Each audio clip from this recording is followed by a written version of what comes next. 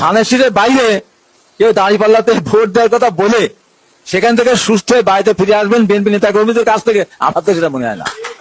যে আগামী নির্বাচন বাংলাদেশের ইতিহাসে যত নির্বাচন হয়েছে তার মধ্যে সবচাইতে কঠিন হবে। আসসালামু আলাইকুম প্রিয় দর্শক, আপনারা দুইটা ভিডিওর খণ্ডচিত্র দেখছেন, যেখানে হাবিবুর রহমান বেগম খালেদা জিয়ার উপদেষ্টা যিনি বলছেন যে জামায়াতকে ভোট কেন্দ্রে গেলে কেউ যদি প্রকাশ করে জামাতে, তাকে ভোট কেন্দ্র থেকে আসতেই দেওয়া হবে না, বলতে সুস্থ অবস্থায় আসতে দেওয়া হবে না। কি পরিমাণ বিদ্বেষ, যে আগেই কি সন্ত্রাসী কায়দা, সেটা কিন্তু তারা বলছে যে একটা ভয় সৃষ্টি করার জন্য।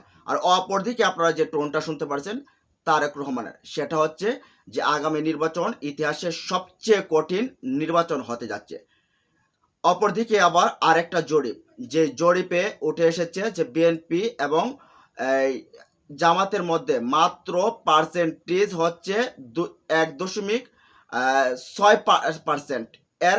এর ভেতরে ডিফারেন্স মাত্র, একদিকে 14 হচ্ছে বিএনপি, অপরদিকে জামাত হচ্ছে 12.4%। ডিফারেন্স এই হচ্ছে যে কাছাকাছি অবস্থা। এখন চিন্তা করে দেখেন, এই যে হাবিবুর রহমান, ফজলুর রহমান, তারপরে এই যে রুমিন ফারহানা, এরা কি আসলেই কি বিএনপির ভালো করতে চাচ্ছে, নাকি ভালো করতে গিয়ে বিএনপিকে ডুবিয়ে দিচ্ছে? এরা কি আসলে কি বিএনপির, নাকি এরা আসলেই আওয়ামী লীগের এজেন্ডা বাস্তবায়ন করতে চায়? দেখেন, ফজলুর রহমানের ব্যাকগ্রাউন্ড হচ্ছে আওয়ামী লীগ,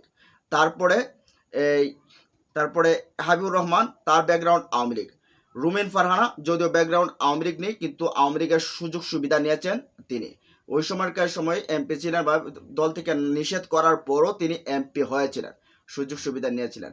এখন যখন তারা নিষেধগার করছে, প্রতিপক্ষকে কাউকে মনে করছে না, জনগণকেও তুচ্ছ বলছে, যে একদিকে যখন হাবিবুর রহমান বলতেছে যে জামাতের কেউ নির্বাচন কেন্দ্রে যাবে আর সেখান থেকে প্রকাশ করলে সুস্থভাবে ফিরে আসতে পারবে না, তখন চিন্তা করেন মানুষের ভেতরে কেমন ইফেক্ট তৈরি হতে পারে।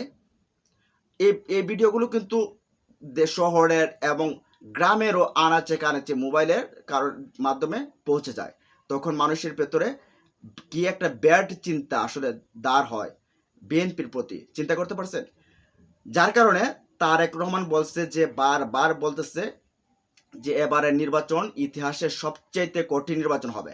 যদি এবারের নির্বাচনে উত্তরণ হতে চাও, তাহলে নেতাকর্মীদের উদ্দেশ্যে বলছে যে যাতে করে জনগণের সাথে ভালো কানেক্টিভিটি রাখা হয়, জনগণের যাতে উপকারে কাজ করা হয়, জনগণকে যাতে তুচ্ছ তাচ্ছিল্য করা হয়। এই চাঁদাবাজি, টেন্ডারবাজি, দখলদারি, এগুলার তো তিনি বলতে পারেন নাই, বলছেন যে এগুলো অপকর্ম যাতে না করা হয়।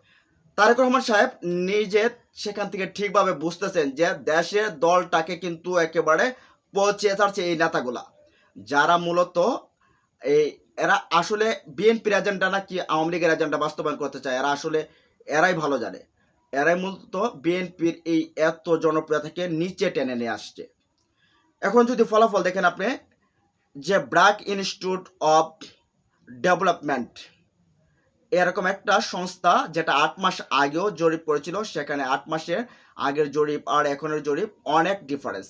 চিন্তা করে দেখেন, এখন যদি জামায়াতের সাথে যদি একটা জোট হয়ে যায় ইসলামী আন্দোলন, এবং যদি এনসিপি কোনো না কোনোভাবেই যদি জোট করে ফেলে, যে বর্তমানে যে ব্যবধান আছে সেই ব্যবধানটা এখনই উত্তরণ হয়ে যাবে।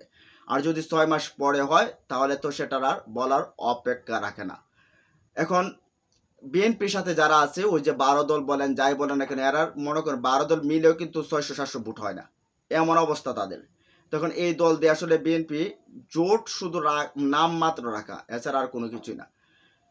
তো এই জরিপ, তারেক রহমানের বিষয়, তারেক রহমানের ভাষা, এবং এই হাবিবুর রহমান, ফজলুর রহমান, রুমিন ফারহানা, এদের কর্মকাণ্ড বিএনপিকে আসলে ব্যাকফুটে টানছে, বা ব্যাকফুটে বিএনপি যাচ্ছে, এটাই প্রমাণ করতেছে।